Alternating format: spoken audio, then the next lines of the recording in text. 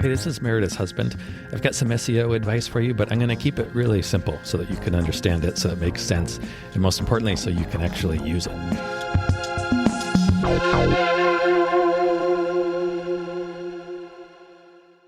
I was going to talk this week about blogging. And then what Actually, I mentioned this last week. We were going to talk about blogging and some strategies, but something very timely has happened. Oh dear! Oh goodness! Oh wow! Barbie? No, I think it's worth. I think it's worth going ahead of the blogging. We'll do the blogging next week. Okay, that's fine. That'll be a 3-part series. Did you hear what I asked about? Barbie? Yeah. Yeah, we're not talking about Barbie. Okay. We'll talk about Barbie next week. Anon. We'll talk about Barbie the end of this episode. How about that? Okay. Yeah, sure. So I got an email from Google this week. Really? Yeah, Google emails me a lot, like personal emails. Huh, interesting. No, I'm just kidding. It was just a generic newsletter email, but it's talking about new policies for Google business profiles. Okay. Which I thought is kind of important because a lot of people, myself included, have been dealing with suspensions from Google business profiles. What? Accounts get suspended. Wait. Is this the thing when people leave reviews for you? That's your Google profile? Yes. Okay. Yeah. Now, what happens, to be clear, what happens when your account, not all the time, but this is what I've been experiencing at least a handful of times with so far this year. Mm-hmm. Again, myself included. Mm. The account gets suspended. Your Google business profile account gets suspended. Wow. Now, that doesn't mean it disappears entirely. It's still active online. Are you penalized? Yeah, you can't log in and make any changes. You can't make any changes to it. And typically what will happen is you will experience a big reduction in the amount of times that your business is displayed online. Oh. It can have a very significant impact on your business visibility and then your leads coming in. Eek. And this is happening, like I said, I've noticed this a handful of times with myself and some students and some colleagues. So there has been, at least it seems, in my opinion, some increased activity in Google suspending business profiles. And may I ask, what's up with that? Yeah, you can. What's up with that? In my experience, it usually means that they have a lot of time to kill. I think they're making a mistake because usually what happens is you resolve it. They never tell you why it was suspended. They will resolve it. That's a little bit of bullshit. Yeah, and nothing changes. Like you don't have to, like they're not requiring you to redo something. It's just reinstated, which leads me to think that you guys being Google suspended it inappropriately. If it's now being reinstated and I didn't change anything, then what was wrong? And they won't tell you what was wrong with it. Oh, that's helpful. What do you need to do to get back to reinstatedness? Well, the solution, there's a couple solutions. Okay. And the reason I wanted to do this is because they have a new contact form. Now, I had a student who was dealing with this very early in the year, in like January, February, and it was extremely difficult to get any support. Shocking. Like literally, the only way she could get any response from Google is because she was dealing with some other person at Google in relation to like ads or something. And she brought up, hey, I'm having this problem. Can you help me with it? And she said, I will forward it on to someone. And then it got resolved. Huh. Now, since then, they have released a couple links, and I'll put them both below, where you can flat out contact Google support for this. And if your account is suspended, where you can apply for it to be reinstated. The two different links, I'll put both of them below. Were there any reasons given why any of these suspensions happened? In my case, I think it had to do with my business name, Too which handsome. is Meredith's husband. Somebody flagged that as not being a reasonable business name. But most of the time, I think it has to do with addresses. Your address. Oh. And we'll talk about that in a little bit. Okay. In a second. Okay. It's a second. 2 seconds. 2 seconds. So one solution is to use these forms. If you use these forms to contact Google, they say the expected time to resolve the issue is 2 weeks. Oy. Now, in my experience, it's been longer than that. But it has been resolved. It is eventually resolved. Okay. And I think it seems to me like they are making moves to improve their response time to, number one, just have a place to contact for somebody to go to contact them. Right. That would be nice for starters. They didn't have that Why 6 months wouldn't ago. They have that? I don't know. Because they want to make it difficult. They don't let me inside the building. And that's not fair. So that's one solution. That is, I think, the best. That is the first course of action. That's what you got to do. It's not the greatest solution to have done nothing wrong and then have to wait 2 weeks. Yeah, my guilty conscience would just be rattling. Yeah, so that's one option. Now, before you do that, I would say it would be wise to double check the guidelines, the best practices. Make sure you're not blatantly breaking any rules. But again, I haven't seen that happen. That's usually not happening. My question would be, where do you see these guidelines? I'll link to those below too. All right, so you're going to link the guidelines. You're going to link to the contacting the people. I will say, I think that a lot of times this was, like I said, it revolves around the address. So sometimes you have a physical address in your Google Business Profile, which I have recommended. It is the best way to improve your visibility because, and the reason for this, and Google they do not come out and say this. They say, if you are a business such as yourself and you go to photograph at the client's locations, then you should have a service area. And they say that's legitimate. It's not going to hurt your visibility. That's the official Google line. Now, the problem is that a lot of times people search using Google Maps. Mm-hmm. They search for local businesses using the local map. So they can look. Maps? Yeah, so they can look to see your location with a pin on the map, right? Okay. Now, if you have if you have a service area, however, there is no pin. You don't have an address. So you're not going to appear in those searches. So that's why I say, if at all possible, have a physical address. Now, it's when you have a physical address and you're trying to fake it that I think it can flag attention from Google because people have tried to spam the system using this method in the past. Now, the things to make sure you're avoiding.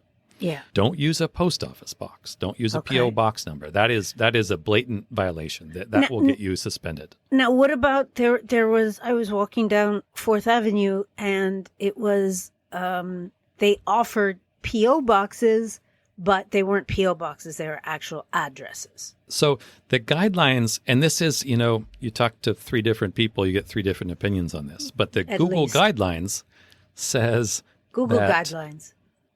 You need to have, if you have a business address, somebody needs to be at that business address representing your business during your business hours, which is typically during business hours. Now, to me, to interpret that, like if you have a co-working space, a co-working office, there needs to be somebody there available to, like, say, collect packages, to greet people if they walk in. During business hours or during your business hours. The problem with a co-working space is that you don't have a specific address. You don't have a mailbox number. You don't have a suite number. You just have an address. You don't have like office number 3. If you have office number 3, that's great. But if you're using the address of the building and it's where you have co-working space, there's 50 or 100 or 200 or 30 other businesses that have that same address. You can't do that. You got to have a suite number. So if you're doing that, how sweet does the number have to be? Pretty sweet. That was good. So if you're in that sort of situation, you got to work out something with your landlord. It's that whoever is renting you the space, they have to give you a suite number, a special number that's just yours and nobody else's. Right. Reading the guidelines from Google, to me, that's legitimate. Now, what about another option? Quit. Exactly. What about the option you just mentioned, like a place that rents out mailboxes? Yeah. Now, that's what you did for a number of years, and it was fine. Yeah. Because I was box number like 472. Right. And if you do that, I would say, now, don't use box number. Use suite. I just use number. I just use number. Okay, that's fine too. That's 70. Fine too. But again, there's got to be somebody there during business hours to represent your business. I.e., to me, that sounds like to receive packages. Exactly. If somebody walks in and says, "I want to speak with Meredith Zinner Photography," they can, I don't know, maybe have your cell phone number or something like that. Yeah. That's kind of more borderline, but that is still legitimate to me as I interpret Google's guidelines. Yeah.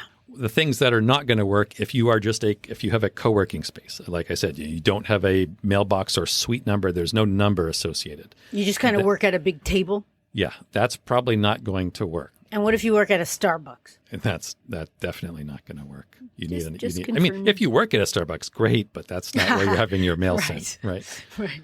If you work out of your home, which you do. Yeah, I go everywhere. Yeah, you do go everywhere. But you have a place that you could make an argument you work out of. If people wanted to come speak with you, they could come to your address. People don't come in. You don't photograph them in your location, but that's where you are. That's where you do your work. That's where you create your products. That's where you ship from. If somebody wants to talk to you, that's where you are. Yes. To me, that's legitimate. Yeah. Like if somebody is looking for a children's or family photographer and they live just down the street from us, it would be great for them to see on the map, oh, hey, this person is super local. Right up the street. Right. So that's my argument. I feel that is totally legitimate. If your account is suspended and that's the situation that you're in, I would reach out to Google. This is what I would do.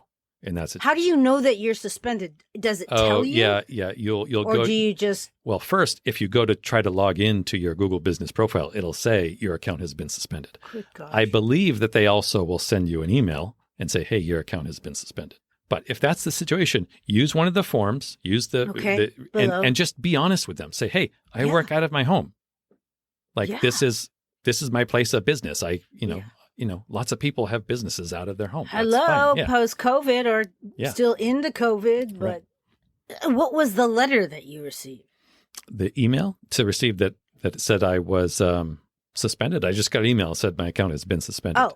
When it was reinstated, I just got an email that said it had been reinstated. There was no explanation either way why it was suspended. No. Yeah. I thought you said at the beginning of this podcast that Google just made an announcement. Oh, they sent me an email and they said, hey, we have a whole bunch of new security guidelines and help center. Oh. And checking out the help center is when I knew that these options had become available, but now it's a pretty solid option. Okay. If it's a nice help center. I haven't had to use it yet. That's nice. Yet. But it seems 3, 2. Yeah, right. I really jinxed myself. You did it. Okay. So if this happens, number one, don't freak out. Oh boy. Don't freak out. Don't freak out. Yeah. Don't freak out. You're going to want to freak out. It's not the end of the world. Don't freak out. This is happening. Career. It's not uncommon. It's not the end of this podcast. Remember, I have never seen an account be suspended and not be reinstated. What is up with the Google? What are they doing? Why are they making people? Well, people have tried to abuse this system. Of course they have. A lot. Of course. Yeah. And so Google is fighting against Fair that. Enough. And they're, perhaps a little overzealous in their efforts. Well, speaking of my friend, he loved the fact that Meredith's husband was probably one of the worst things to choose if you're promoting SEO. Yeah, as an SEO name. As a name for SEO, Meredith's husband is an awful choice. It is awful. It is terrible, terrible, terrible, terrible. I always say in my consulting life, I say, I'm going to give you the SEO perspective. I'm going to tell you what's ideal for SEO.